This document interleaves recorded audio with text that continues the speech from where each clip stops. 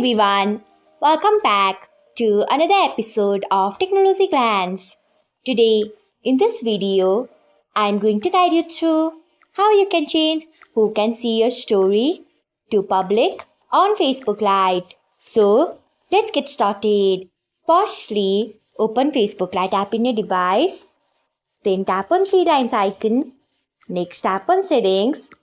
After that, tap on stories. Next, you can see the option of story privacy. Tap on it. After that, you can see the option of public. Tap on it. Next, tap on save. So, this is how you can change who can see your story to public on Facebook Lite. Thanks for watching. If you found this guide helpful, we would love it if you hit the thumbs up button below. We upload great new tech tutorials like this one every day. So, do not forget to subscribe to our channel and hit the bell icon so that you'll never miss another update.